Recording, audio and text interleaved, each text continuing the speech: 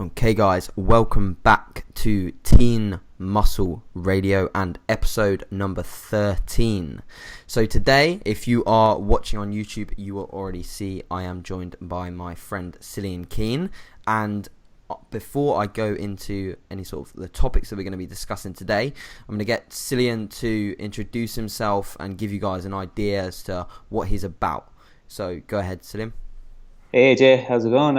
Thanks a million for having me on your podcast. Really appreciate it.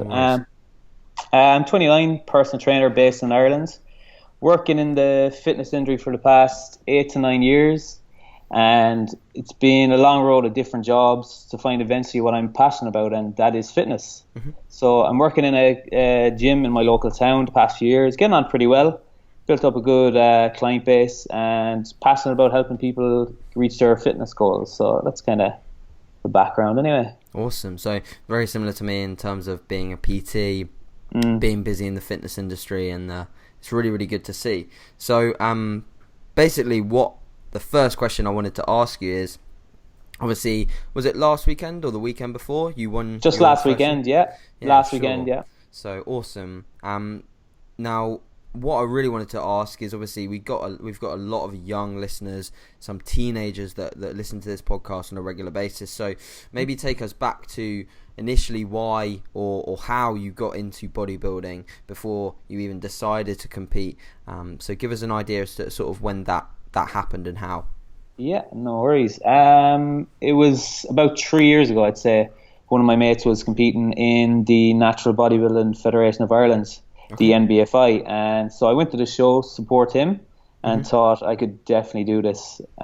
So it amazed me all the different physiques and what it took to get up on stage. So I set a goal for 2015 to do the NBFI, the same show.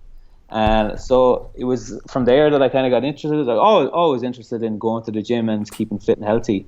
So I just thought to myself that I kind of needed someone to a bit of help in the bodybuilding. So I got in touch with a local coach, Ian McGarry, and he took me on. So from there began a 20-week prep for the show. Wow. And so it gave me so much focus and a goal. Training the first few weeks was incredible. I was motivated every session, as I knew it would add up to getting on stage. In the show, I placed third in the novice category, and there was 10 in my class, so I was very pleased with that. Being my first show, it was an unreal achievement, and it actually made me hungry for more shows. So that's how I got into it, really, just from a friend doing a show and then going down to see it, and just from there it kind of manifested into me competing myself. Sure.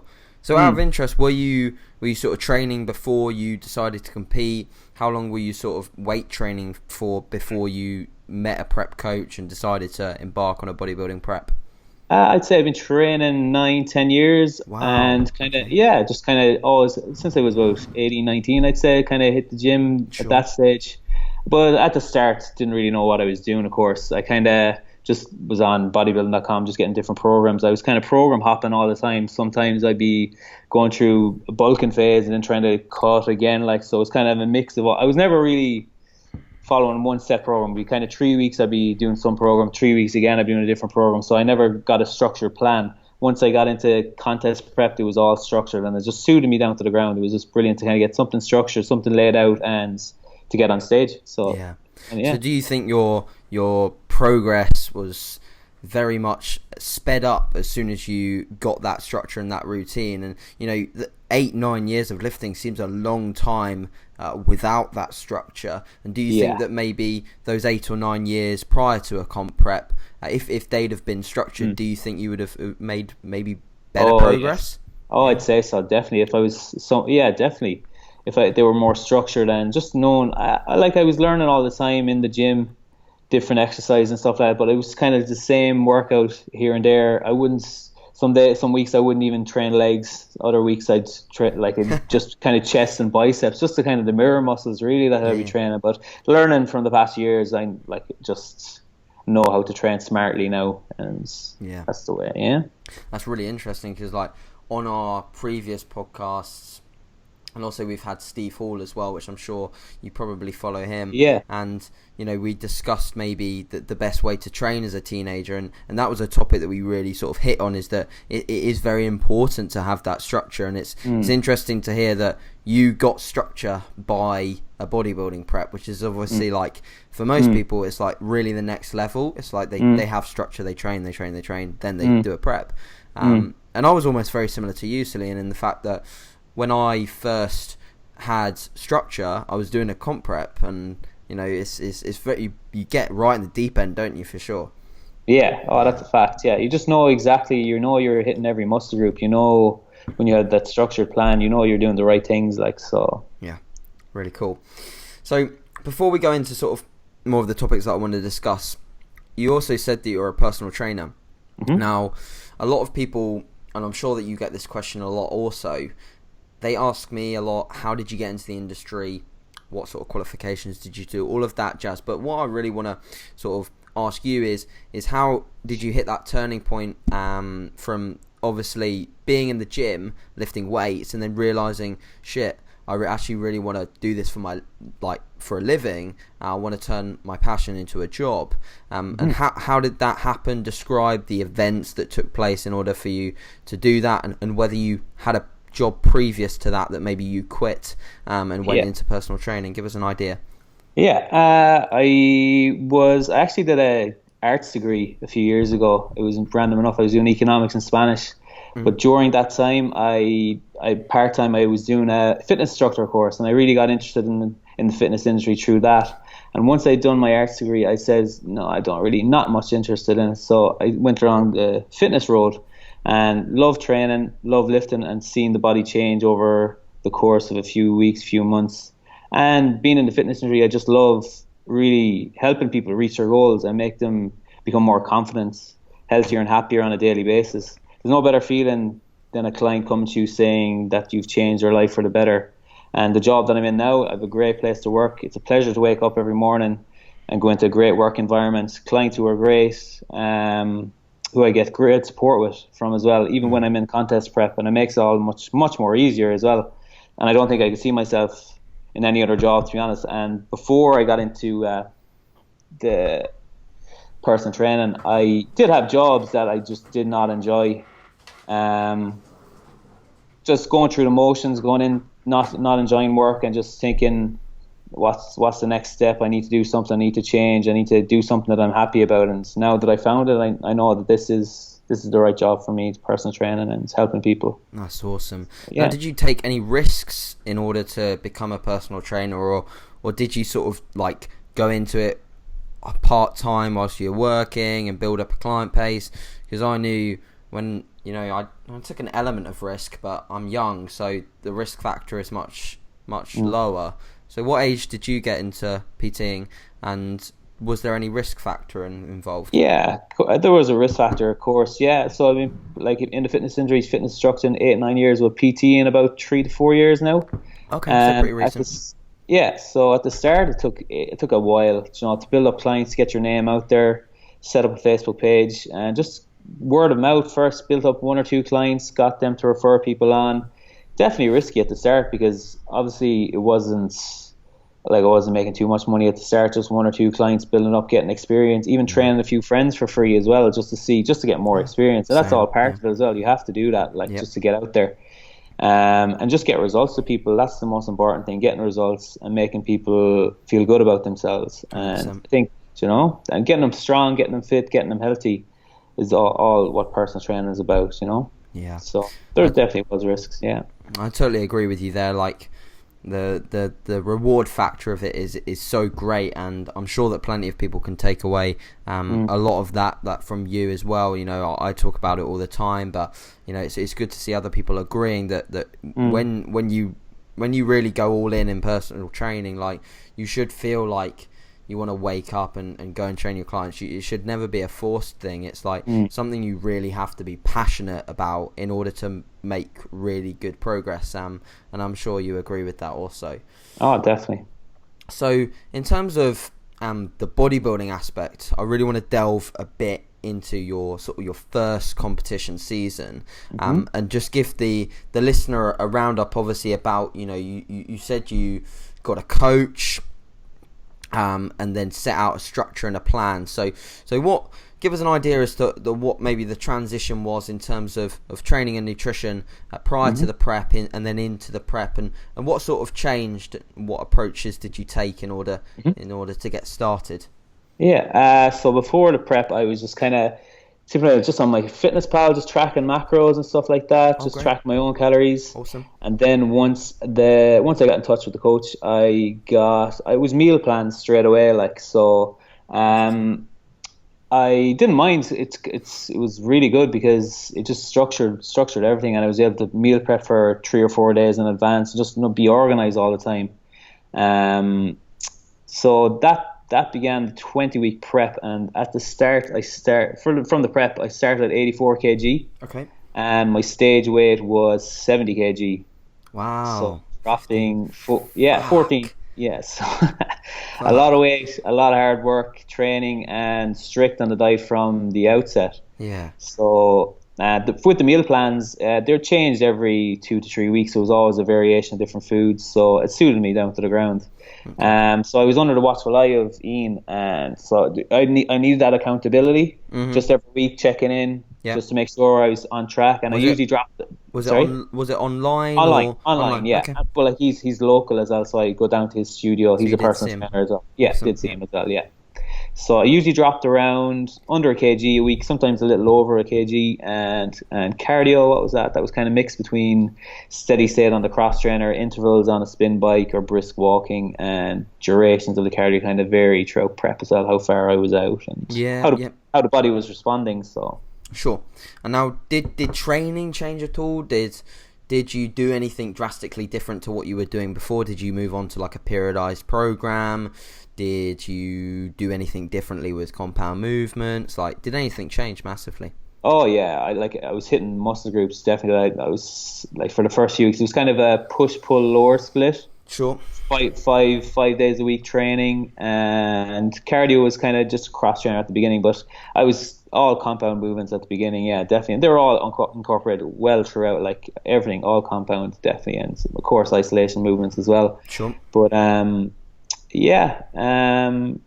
it was structured very well. Like, so I was hitting legs twice a week, and my legs came on massively throughout. Yeah. So I just do one session a week before prep, and not even make any gains, but hitting them twice and just hitting them proper, hitting the muscle groups proper, is, you know, making good gains, you know? Yeah, I mean, obviously we know as evidence-based practitioners that frequency is very important in terms of overall hypertrophy.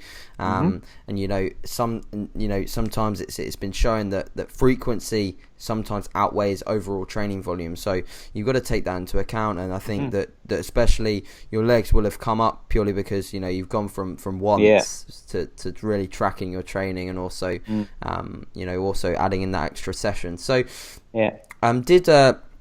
whilst we're on the topic of training, did training volume change much over time? Like, did you manage to progress at all over the first few weeks? And then how did the sort of the element of getting lean affect your training? Definitely progressed. It was getting definitely stronger every week. I was tracking all the workouts all on a logbook, so I could see going back, definitely getting strong. But then as food was getting a bit lower and cardio was increasing, strength was coming down a little bit, and whilst getting leaner, of course, I was kind of, but that it wasn't, strength didn't drop drastically too much anyway, but just with the extra bit of cardio, and definitely decreased. Yeah, I mean, I found that myself as well. Like, you get to a point where you can make an element of progress, and you have to almost be a bit strategic with the way you do make progress in order to do so. But I think you do hit that point where there is diminishing returns, and you can't make progress anymore. You get too lean, and the weights just start feeling heavy as hell.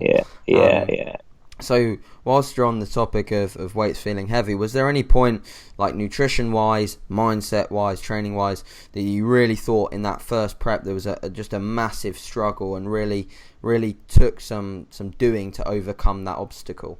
There were days that were hard, trying to balance like the tiredness, the hunger, working as a personal trainer, getting in your weight sessions, cardio, as well as meal prep. It definitely took its toll at times, but I think that's the enjoyment of bodybuilding. When you look back over it all, it's all part of the process, and you have to love it. I don't think I ever reached a point where I wanted to give in. I had a set goal, and I was going to reach it. Yeah. I think negative points of contest prep would be I just kind of neglected social outings a bit. I didn't see my mates as much. I was so focused on prep. But learning for that, you do learn how to strike a balance with your lifestyle, your job, and training. And it may take a while, but it can be done. You know. The positive attributes of contest prep. Definitely, there's more positives. You get in great shape. You become more confident. You feel good on a daily basis, albeit the few days that might be crap or whatever, but all in all, it's a great learning curve. It really, really pushes you out of your comfort zone, and seeing if you can accomplish this goal and getting on stage is amazing, you know? Yeah, it's just such a rewarding process, but I was so glad to hear that you said you never felt like giving in, because I think that, you know, it sometimes frustrates me when people have that element of wanting to give in or wanting to give up, because you know, no one is here forcing you to compete in a bodybuilding show. I think that's right. It almost indicates that there's an element of a difficulty within your mindset when you have something going on in your head telling you, should I actually do this? Like, it should just be like, there's no doubt about it. Like, if you've set your goal on getting on stage, or, you know, competing in a British final, or competing at world finals, you know, you're going for that goal. You don't really care the negative effects. You focus hard on what's going on that's good, like you said, getting leaner, more confidence, you know, all of these things that are going on that are good, focus on them, and then drive towards that goal. I was massively happy to hear that, because you know, sometimes I don't quite understand it when people want to give in. Now, you know, you discussed really well, like, some ideas of contest prep there, and I'm in full agreement with pretty much all of them.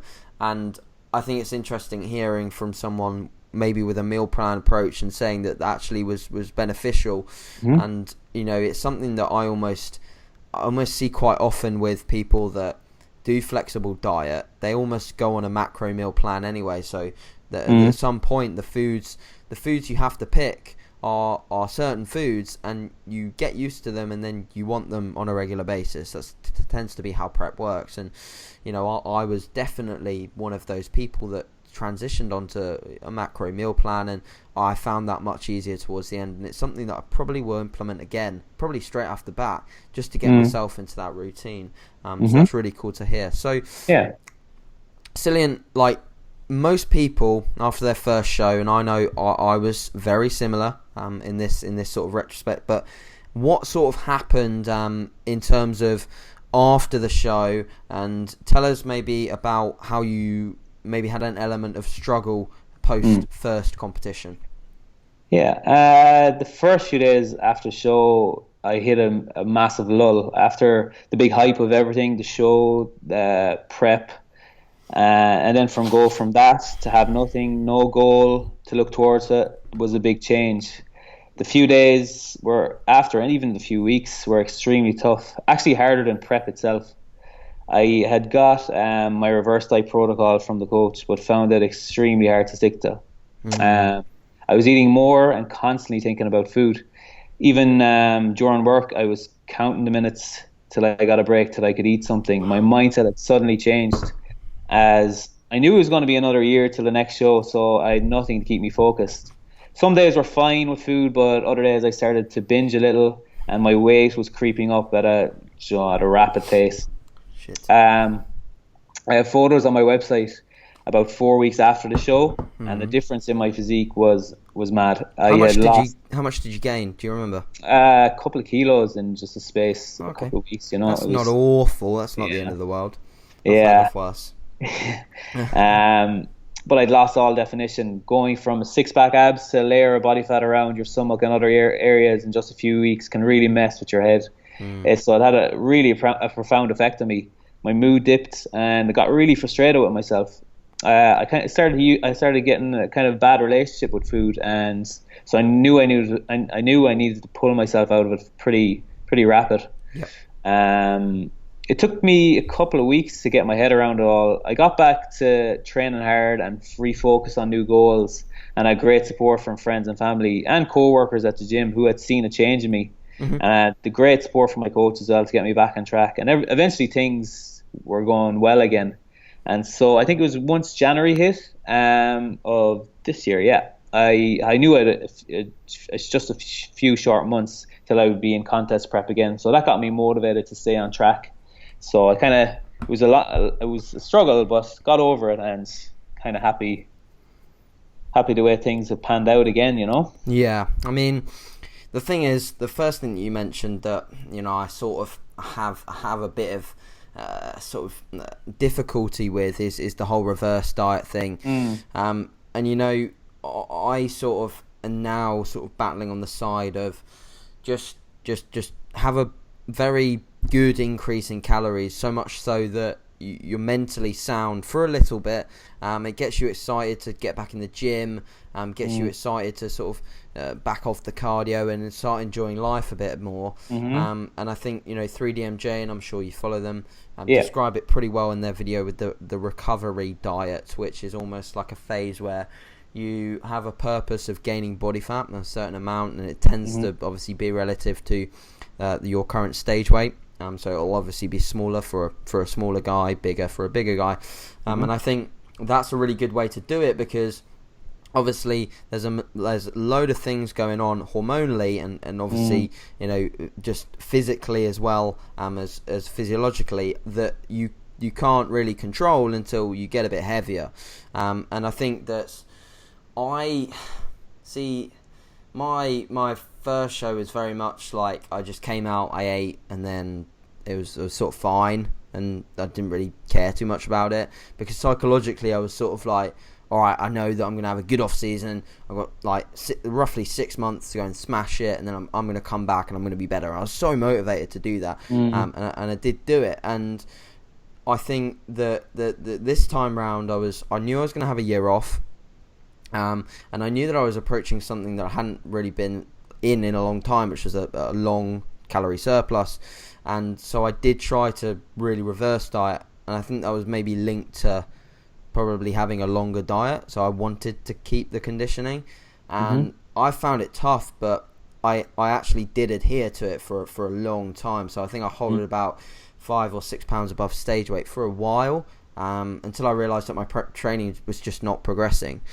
So how did you find, like, once you sort of chilled out a little bit, actually no, track back, how did you actually get rid of the food focus? Do you think there's any strategies that you use to do that?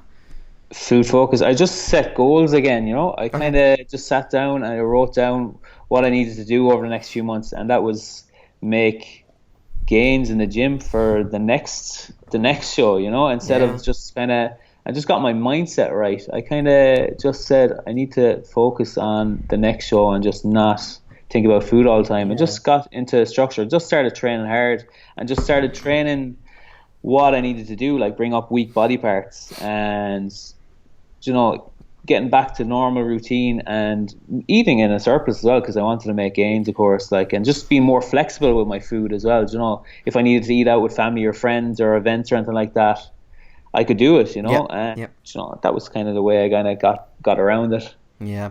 Did you do anything different with your environment? Like, we had a podcast a few episodes back with Seamus, and he sort of discussed how he changed his environment. Like, work colleagues were talking about food, family would always buy him food gifts. Did you find that, I mean, you didn't seem to struggle with it for a long time, and Seamus dealt with it for months and months and months, and also know other people that have dealt with it for months and months, and I can't really seem to help them that much. I mean, I say all these things, I put out content, but it tends to be a mindset issue. So do you think that anything environmentally did you change, like anything at work or at home or the cupboards or what you I basically just stayed out of the kitchen for a majority of the time, like, and just kind of made sure that was one thing, you know, because just sitting around And just being close to food as well is not good, because you're just, if you're in that mindset of thinking about food, just make sure that bringing the right amount of food to work that I needed for the day, So you didn't and get just hungry. sticking and get hungry, and exactly not getting hungry, and just sticking to that and just being vigilant. I was able to do it in contest prep, so there was no, like, you know, I couldn't understand how I could just mindset suddenly change to the other side of the coin, you know. 100%. Yeah, I really think it's really like that's proper advice, and I think it's something that you really shouldn't be dealing with for a long time. And if you are, then probably look externally as to Yeah, how you can fix that, like mindset issues, yeah. etc. So moving on to one of the most probably important phases, in my opinion, of building a physique athlete, which is the off season. I think that a lot of people underestimate it, and I think I did a post, or if not, then I talked about it on my Snapchat about the importance of an off season, and I think that again, people underestimate it, and they don't do the right thing. So they suddenly feel like as soon as they're done with prep, they drop the structure, they drop their diet, they drop everything, and they just call it an off season because they're off. You know, it's not an off season, it's you're trying to improve stuff. So how do you think that, you know, before we go into it, you just won a show after placing, you know, you went up to a weight category, correct? And then Yeah. won instead of coming third in your first one. So obviously massive amounts of progress in terms of your placing. Now, what did you do in that sort of very short phase, if you like, of an off season that made you sort of gain that momentum and make progress? So maybe touch on sort of everything to do with nutrition and training for now, and then we'll move on to the rest. Yeah, so nutrition and training was kind of structured the way contest prep was. It was still kind of a push-pull, lower split, 5 days a week training, just to make the most gains possible within the few months I had. So working on the weak body parts, my kind of legs, I needed to bring up lats, needed to bring up biceps as well, needed to come on, and I worked particularly hard on making them grow. Nutrition again was meal plans and eating in a surplus. Very little cardio was done, and again, if I needed to eat different meals, or I could swap out different sources of food or anything like that. Other than that, sleep. How did you stay in like a sorry to interrupt, but like how did you stay in a surplus, and how did you sort of predict where your weight should be in order to obviously diet down pretty soonish for the next year of shows? Like, did you monitor your weight? Did you control the surplus, etc.?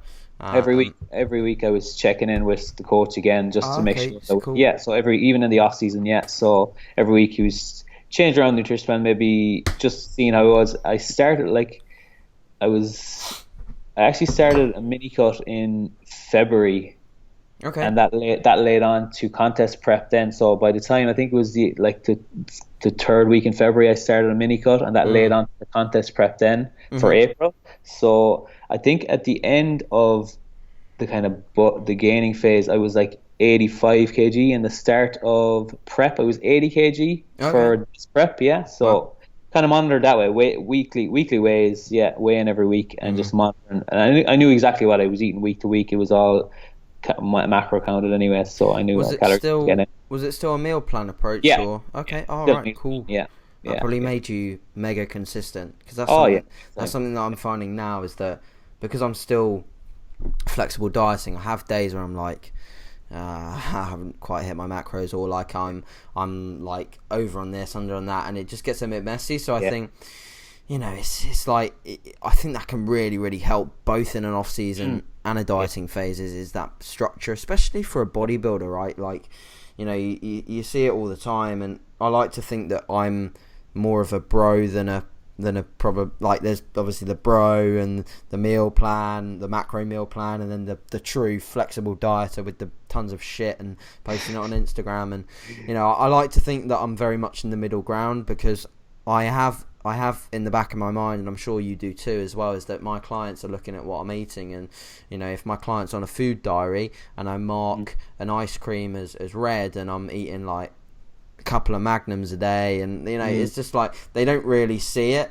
and it's difficult for you to explain, obviously, how you can have an element of fitting in these things into your macros, you know, and that they're on lower calories than you, and you're in a gain, and, you know, it flows and flows. But I think it can definitely help to have that structure, and that's something that I'll probably be looking to do more often. I do have an element of structure, but I think that maybe prepping my meals more often would help. So in terms of like your overall mindset towards the off season, do you think that there's anything that, you know, were you much more motivated? Did you like write down really important goals? Did you have any strength goals at the time, or, you know, talk us through your mindset going into that short gaining phase? I was just more relaxed coming into the prep because I knew what was ahead of me. I was kind of much more determined to improve on last year's conditioning. Sure. With goal setting, I just wrote down in my train log, NBFI first place, under 68 kg, every single training session. Oh, wow. And just every single day, I just focus. It got me like through sessions that I was like, I need to focus on this. I need to get through the session. It's on the tired days. And it just, looking back at it now, I just kind of laugh and say that definitely helped, you know. And I came first, you know. It's kind of, you know, it works, you know, goal setting. That's so awesome. Yeah. Because I wrote it down on my board as well. I wrote down BNBF Midlands Teen Champion when I won that one. And I how did you feel? Like, just a quick, how did you feel when you won? Did you describe how you felt? It was just some relief. It was unbelievable. Just to hear third place being called out, second place, and then just the judges looking over, and then first place. It's just like, this is all worth it. The 5 a.m. cardio sessions and feelings sometimes, is it worth it all, are the most satisfying when you do get a trophy at the end of it, you know. It's unbelievable. Yeah. Did you feel like you'd because I know definitely had felt this, do you feel like you'd already lived that moment? Like, because I remember on like cardio machines, like, because for some reason I used to do the Stairmaster, which is the most brutal kit to do any element of cardio activity on. And I did that, and I'd remember like always in the final like couple of minutes on the Stairmaster, I'd close my eyes and just it's pretty difficult to close your eyes on the Stairmaster, to be fair. So it takes an element of skill. But I remember closing my eyes and just imagining my name being the last one called out. When it happened, I was just like, I've already done this. Like, I know what's going to happen. I think that's so important. Like, very important. People overlook it, especially like the big broy bodybuilders. Are like, nah, I don't do any mindset shit. Screw that. Like, mindset doesn't mean anything. It means a lot. It means a massive lot. Especially when you're dealing with something that's so psychological. Like, it's way more mindset than it is, you know, how well are you controlling. Like, it's pretty easy to get it. Like, the science behind getting shredded is pretty clear. You can get shredded, like, if you apply the science, apply the evidence, eat in that deficit, do enough CV, do your training, you know, you will eventually get in amazing condition. But what will stop you is your mindset. What will stop you is that thing going on here. That's the limiting factor. So I think that's massively important. Now, quickly before we sort of touch on what you maybe changed for the second time round, sort of discuss how you maybe implemented a bit more balance into, you know, you said you ate out a bit more in a gaining phase.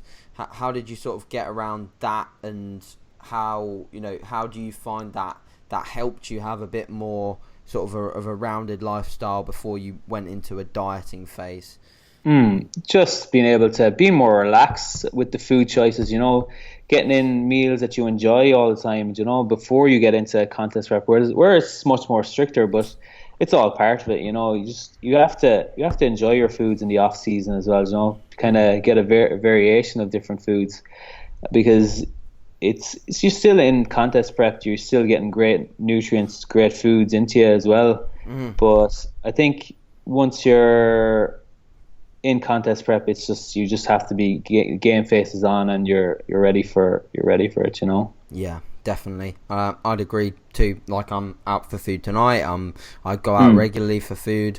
I like it because I still do have an element of tracking, but I know that if I'm a little bit off, it's not the end of the world. And I know that when it comes to prepping, I've had that period of time when I'm a bit more relaxed, and then I can go sort of full force into a dieting phase.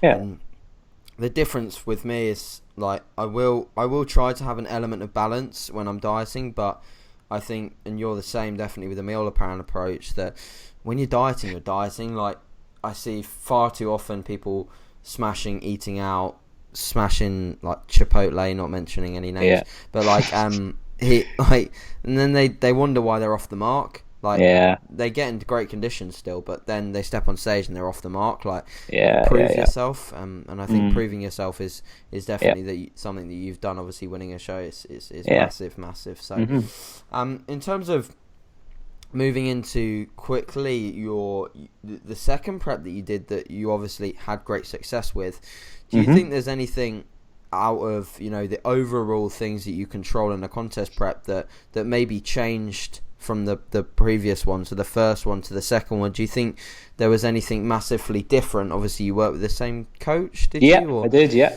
Do you think there was anything massively that changed between the two?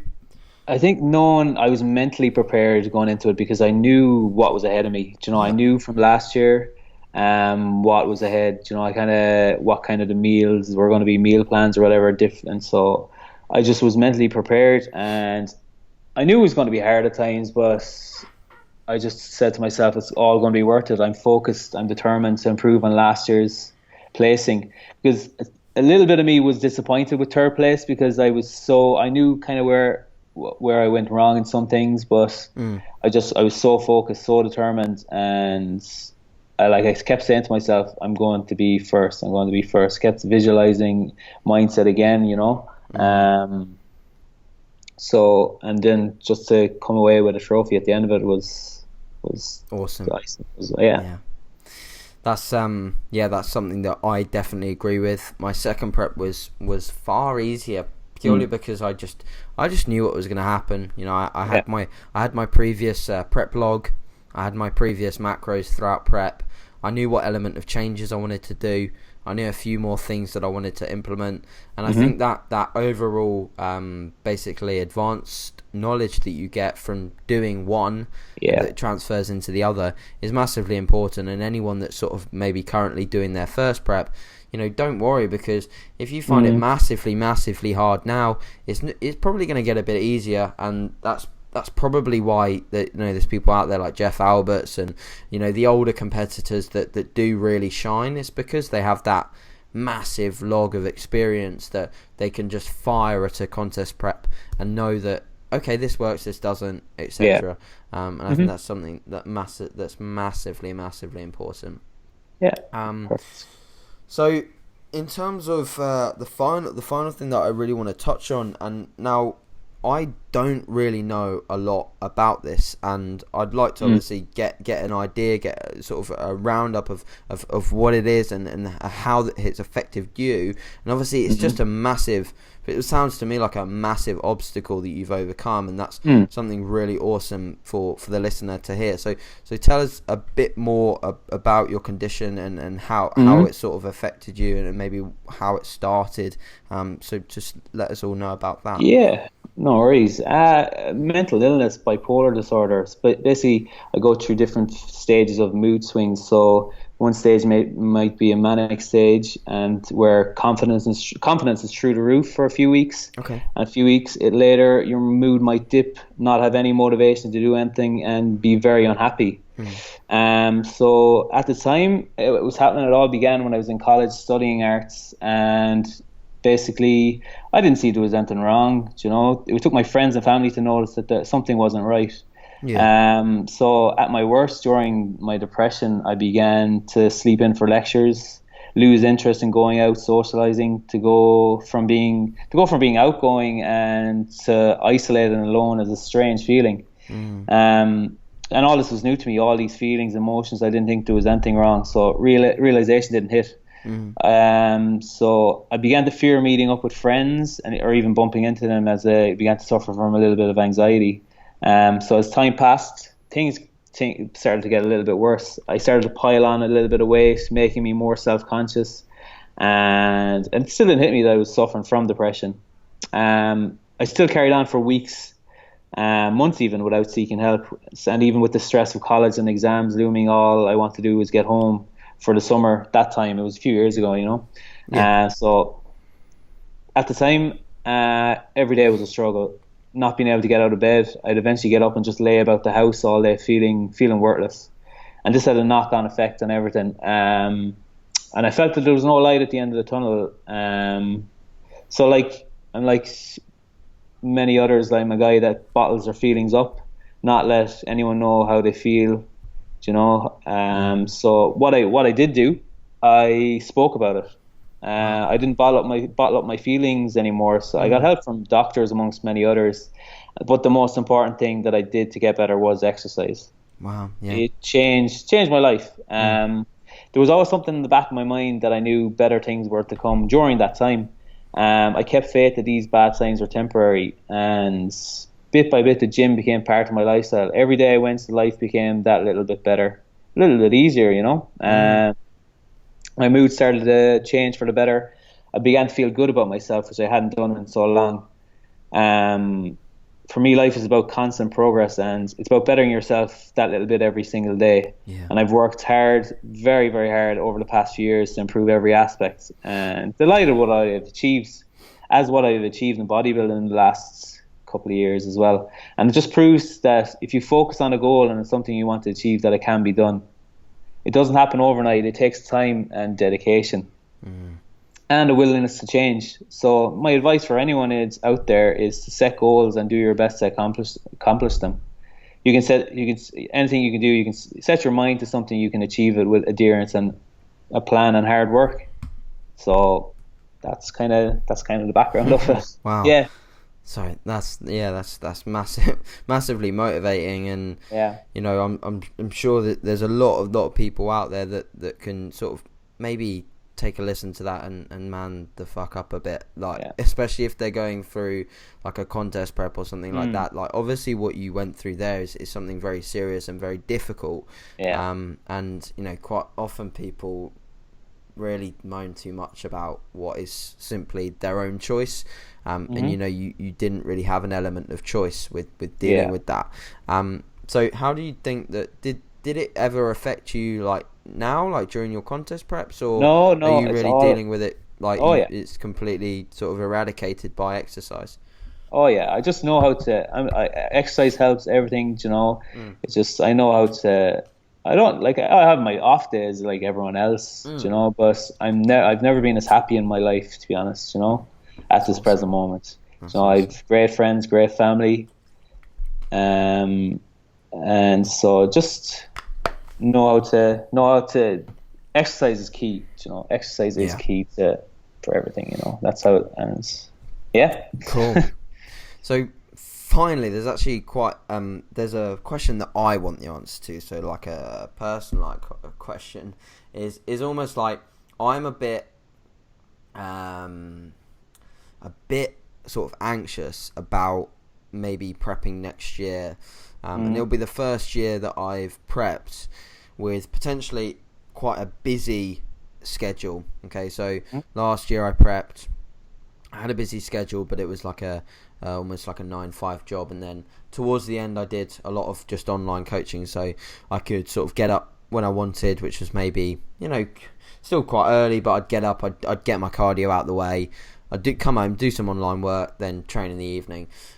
That's just not going to happen. Like, that's not going to happen. I have, similar to you, I have very busy days. I have some 5:30 starts, 6:30 starts, and then 8 o'clock finishes with PT.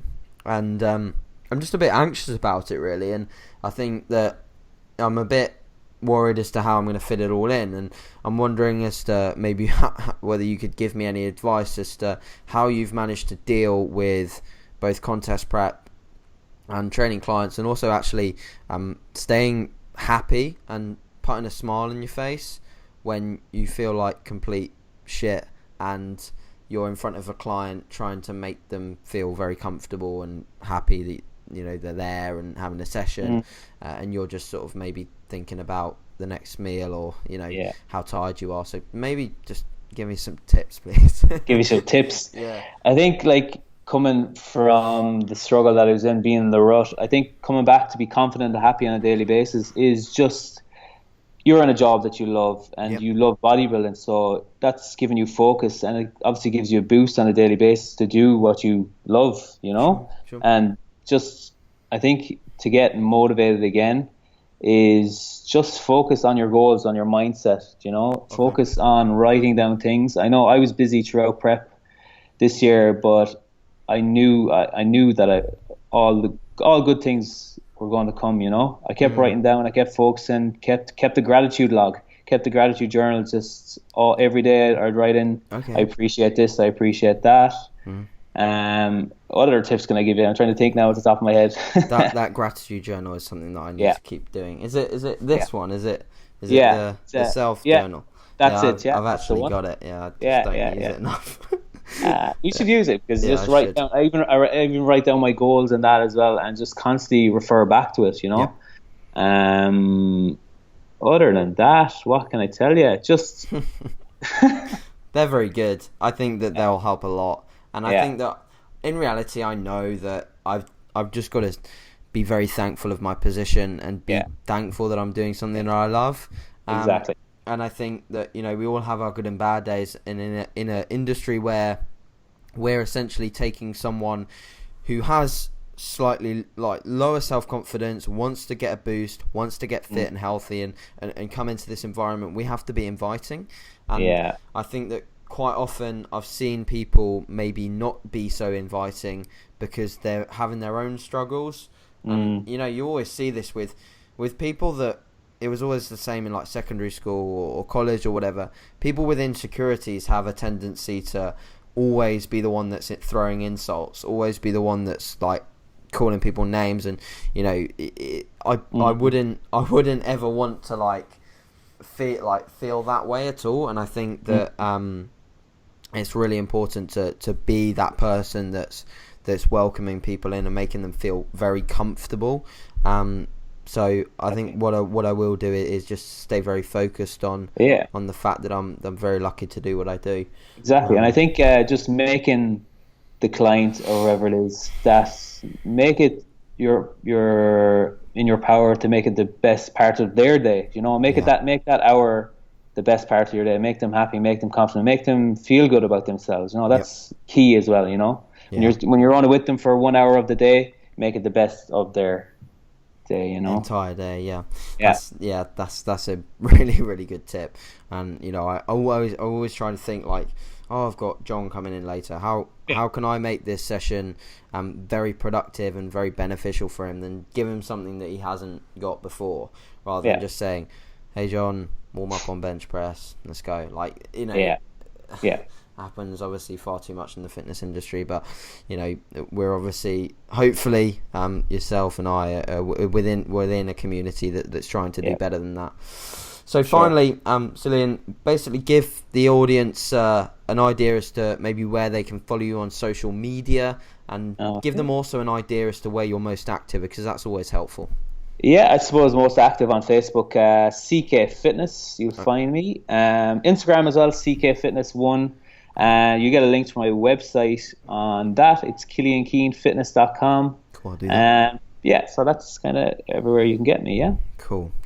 I'll link them all up below for people that want to follow you. Are you on Snapchat at all, Cillian, or not? I'm on it, but don't use it as much. I should probably get on it. Okay. Yeah, I should get on my self-journal. You should get on Snapchat. So finally, before we go, give the listener a reason to follow you. Give them some excitement as to maybe what you're up to in the future, and then we'll close up. Perfect. Plans for the future is just continue to work in the fitness industry, make my personal training business better, help more people with their health and fitness, as well as do much more bodybuilding shows and make improvements on my physique each year. Sure. Actually, competing in the WNBF Amateur Internationals in the 16th of October. Wow. Coventry. So that's something in 5 weeks. 5 weeks time. So that's not far. That's the next show. Is that 5 weeks? Yeah. Is that with the affiliated with the UK Drug Free Bodybuilding Association? Yeah. Yep. Cool. I might actually come down to that one. Yeah. So I might see you there. Might That'd catch be up. cool. Yeah. Perfect. Wicked. So thanks very much again for giving up your time to come on. So, I've Thanks. really enjoyed it, and we've been chatting for almost 45-50 minutes. It doesn't seem like we have whatsoever. Yeah. We just love talking about bodybuilding and fitness and nutrition, and so it's been massively enjoyable. So I really do appreciate it. And unless you've got anything other to say, then we'll close it there. Perfect. That's perfect, AJ. Thanks a million for having me on. I appreciate it. Brilliant. All right. Thank you very Cool. much.